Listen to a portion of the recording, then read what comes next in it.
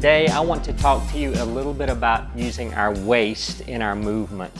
Now, lots of times waist is exercised by hip circles, which is great, you know, and then we can do some of these to stretch out our waist. We can even bend down this way and bend back.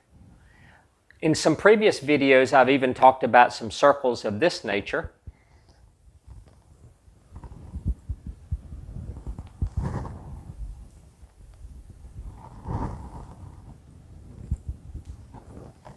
And I want to talk a little bit about these, except we're going to do them differently. We're going to do them on the floor.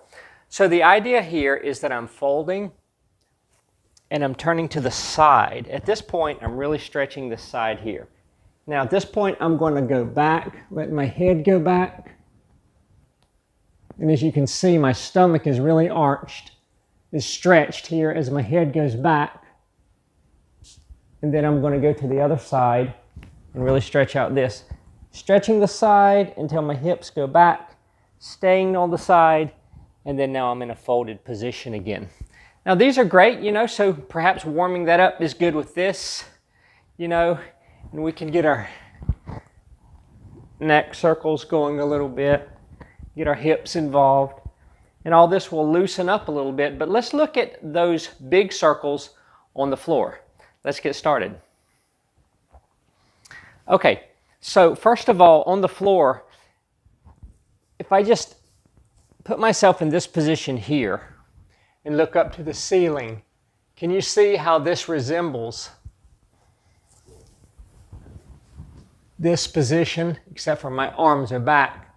They could be this way or this way. And this is the same as this.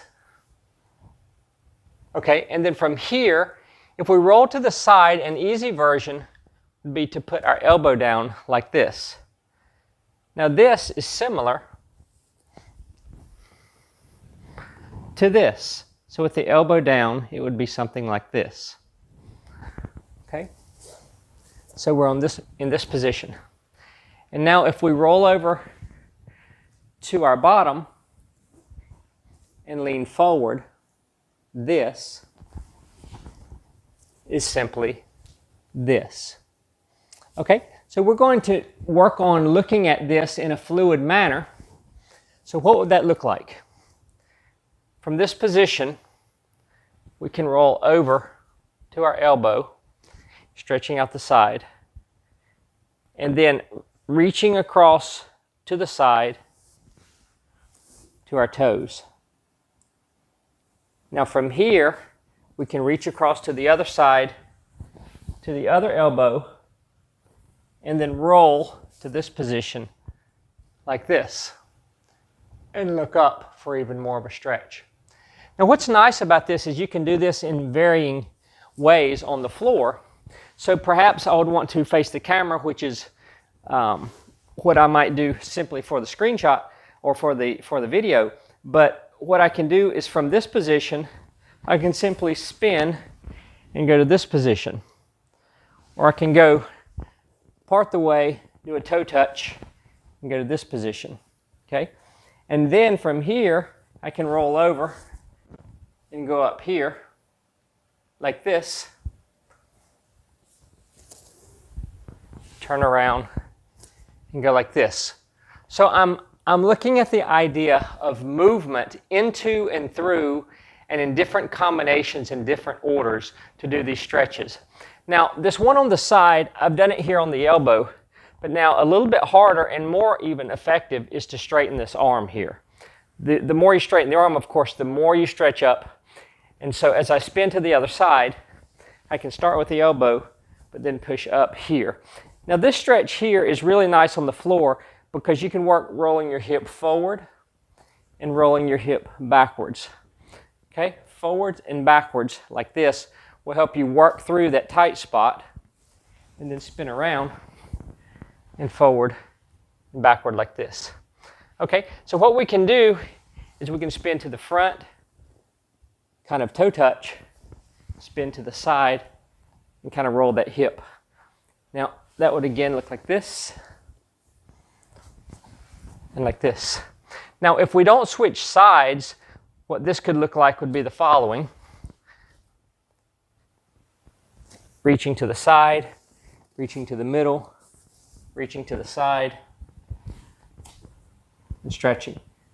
Reaching across the side, to the middle, across the side, and working this hip here. So the idea is to see if we can completely get the front part of the hip through the top of the legs here. If you see when I stretch forward here, this is stretching in the front of the hips, much like you would see in a lunge, but this is one leg at a time, whereas in this manner, it's both legs at the top, both hips at the same time in this manner. Okay, so, and then we're looking at allowing the hip to go out and getting extra stretch by going in this manner when you're standing up. But when you're on the floor, you use the floor to push, so you push tall and you really get the stretch through here. Okay, we're working and finding those tight places here. Okay, and then now here in the back, we didn't really focus on that, but if you think about it, if you go from here, roll, and leave your hands on the floor, that's a really nice twist. Stay on the side, put your hands on the floor, that's a twist again, and then roll, working through your hip. So with your bottom flat and your arms to the side, that twist is a really nice stretch right here before you roll your hip over. So I wanted to give a few variations on how this waist and hip movement, these circles that are done not simply by rotating the hips around like this, but also getting the upper body involved with the arms and everything, how this can be done also on the floor. Perhaps standing up, you have an issue with balance, or perhaps you get bored doing it the same way every time. Being able to do the same movement on the floor, using the floor as a way to push against and get your stretch, is a nice variation, a nice way to learn creative movement, and a nice way to change what you do every day, learning more about your body and learning different ways to stretch the same joints and muscles. So again, this is John Archer, Body Moves for Life.